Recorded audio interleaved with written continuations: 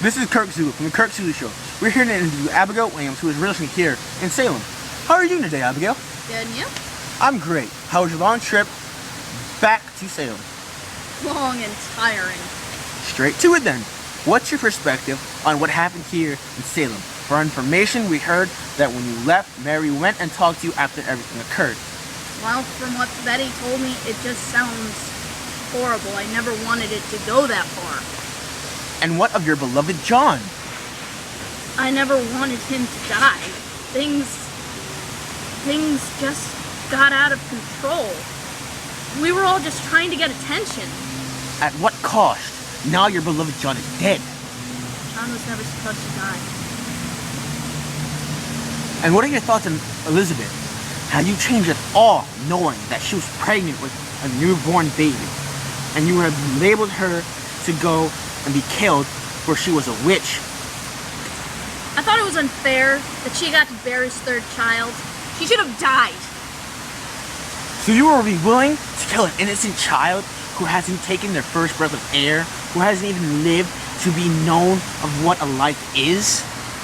Look, as far as the town knew, I was saving lives, okay? As a great man once said, the lives of the many outweigh the lives of the few or the one. That is very, very cruel. How can you live with yourself after killing so many innocent people? Well, to put it simply, I don't think about it. You can't be bothered with the past. But the past affects how your future will become. How can you live with yourself now? Well, like I said, I don't think about it. And what of Mary? How can you continue to be friends with her after she got John to be killed in the first place? What else could I do? Once John was accused, there was nothing I can do besides. I drove her to it. What do you mean by that?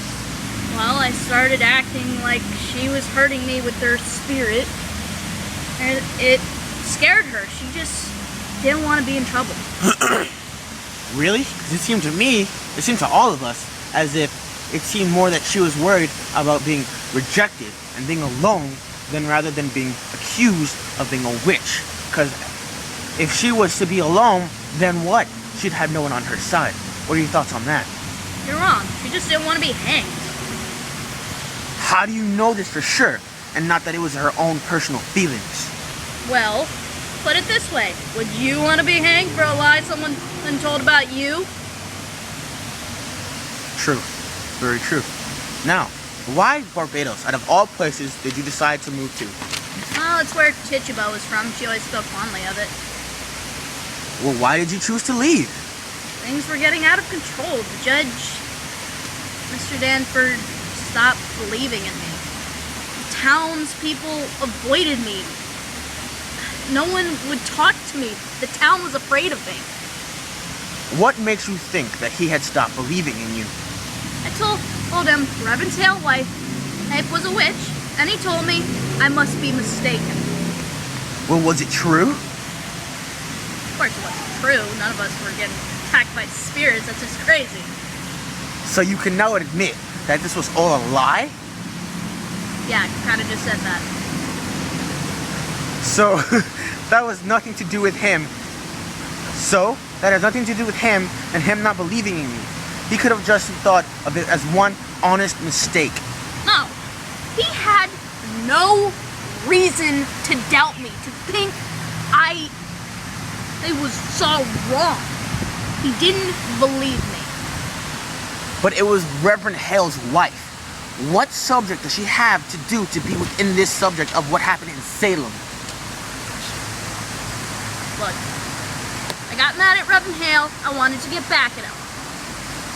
Alright? So this was all based on revenge? Yeah, no doubt. What was it?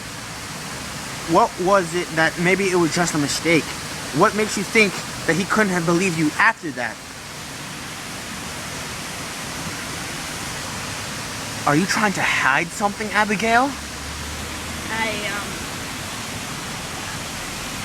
You know what? I'm done here. I guess that ends it now. Good?